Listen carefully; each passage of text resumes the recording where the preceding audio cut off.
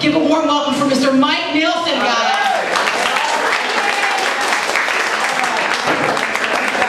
Hey, thank you all very much. Thanks so much. I am very excited to be here. My name is Mike Nilsson. I am originally from New York City.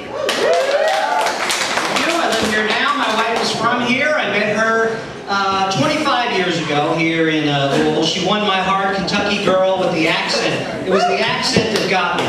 I was talking to her after the show one night, and I was this traveling road comic. I was single, I was living the dream, and I met her, and the accent is what got me, because I was being a cool guy after the show. I said some smart alecky thing, and she goes, "Shut your pie hole." Well, I don't know exactly where that is, but I was showing it anyway. I asked her to explain what that was. She goes, "It's a hole where you put your pie." The women in Kentucky can make that sound. That's what we have for dinner every night at our house. Doesn't matter if it's actually spaghetti, we call it pie. Just to keep Daddy happy. I have two beautiful daughters. They're teenagers. We started out on our parenting adventure with a dog. We decided early in our marriage, my wife said, you know, let's get a dog, see if we can handle the responsibility of another living creature. Had a huge fight right off the bat because I did not want to have a dog. I had bad memories from my own childhood because when I was a kid, it was always my job to take care of the dog and clean up after the dog when the dog had an accident on the carpet. That's what my mom called it. She'd go, "Mike, the dog had an accident. Why don't you come over here and clean it up?" Dog had an accident. Well, you know what? I watched the dog one time. Pretty sure it was no accident. You know, I can see maybe if the dog's running across the living room, bangs into the couch, some poop falls out the back. That's an accident. This happened in my tennis shoe. This was some kind of payback.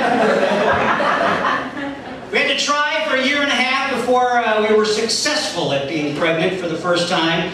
Kind of a weird concept. My wife, we stressed out, we cried, we prayed. My wife went on fertility medication, which actually worked because we did have 2 kids, but now they each have 3 heads. So it's kind of cool. It's like a little choir over in the corner. Scaramouche, Scaramouche, where you gonna flatten down go. It's, thank you. You guys are kind of picking and choosing the jokes you like, and I appreciate that. But yeah, so and then finally, our dreams came true one morning when she threw up in the sink. We were like, yay! We were happy about the puke because apparently that's a symptom of pregnancy. And when she threw up, we knew all of our dreams had come true at that. I mean, she would have pooped her pants. I don't know what would have happened. We would have some kind. But I enjoy being a dad, and my girls are growing up too fast. Like I said, I've got one that's 18, one that's 15. And they're beautiful and intelligent. The problem is they're just not cute anymore. You know, when they were 8 and 5, they were cute. You know, I would dress them up as those 2 little sisters from The Shining, put them at the end of the hallway. Daddy, come play with us. It was awesome. Twirled around the house on a big wheel. I had a whole scenario worked out. Run next door, chop my neighbor in the stomach with an axe. It was beautiful. They grew up. My dad and I are not close, but I do like to brag on the fact that my dad is actually a retired New York City firefighter. I like to tell people that. Yeah, that usually gets a nice round of applause. People recognize him. The fact that my dad is a hero, because that was the only positive thing that came out of 9/11 is people recognize cops and firefighters as being heroes. I personally never thought of my dad as a hero. I just thought of him as a guy that didn't want to play catch with me. But apparently, he was doing some heroic stuff.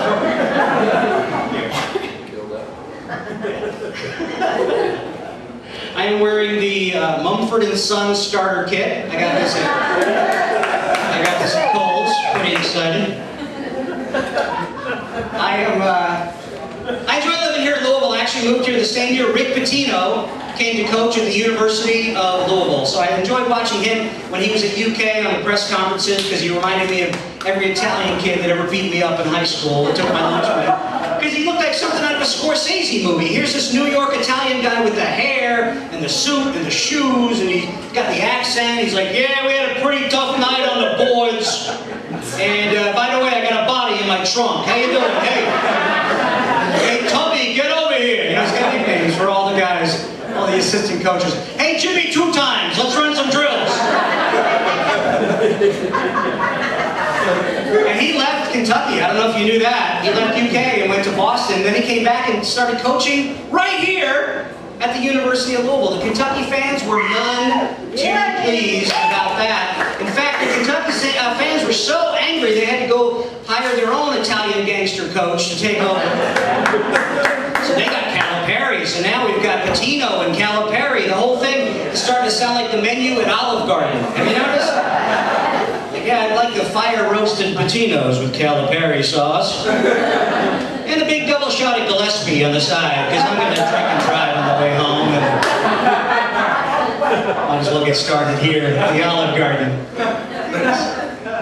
That joke's taking you back about 6 years, but thanks for sitting in and listening to it. I appreciate it. Turned 50 on my last birthday. It's a weird age. I don't know. Here's what I've noticed. I've noticed this recently. Little kids are now laughing at me for no apparent reason. If you're a comedian, this will mess with you, because when I'm not on stage, I'm just normal. I'm doing normal stuff that normal humans do. I was driving home a few weeks ago, driving home from Kroger. I was in my car, I was at a traffic light, and in front of me, at the stoplight, is a school bus full of little kids. So we all do the same thing in this situation. You just sit there and act normal. You're not singing along with the radio, you're not drinking your big gulp, you're just sitting there. You're intimidated by a bus full of 9-year-olds. My nightmare comes true. The kids on the back of the bus start laughing and pointing at me in my car. They're waving other kids to the back of the bus, all laughing. The driver of the school bus has now come to the back so she can laugh and point at me. Finally, the light turns green. Now I'm trying to get away from these kids. I'm trying to pass the school bus. As I'm passing on the right, all the kids have piled over to the one side of the bus. The bus is on 2 wheels, like a Burt Reynolds movie in the weight displacement. That was when I looked in my rearview mirror and saw the groceries flying off the roof of my car. Old dude with memory loss and hair loss. I don't know if you noticed this back here. This is just a disaster. I go to an old man barbershop now once a month. I sit there with the rest of the old guys, and I knew that on my last visit I was officially passing the threshold into old age, because right there in the middle of my haircut, the barber stops and he goes, you want me to do your ear hair? How do you answer a question like that? Actually, no, I'm thinking about letting them grow long. I'm going to get some big curb feelers poking out the side there. First time I went to this place, it's a barbershop in St. Matthews, I had no idea what was going to happen after the haircut. But apparently this is what they do at the old school, old man barbershop. Guy finishes my haircut, he goes, "You want the vibrators?" Where? Why is it plural? How many are we talking about here? But here's what happens. They put electric vibrators, they strap them onto their hands, and then turn them on. Click. And they'll rub your shoulders and your neck and your scalp, and you're sitting there in the chair. It was awesome. The weird thing is, you have to sit there in the chair and look at yourself in the mirror, while another man is rubbing your back with vibrators strapped to his hand.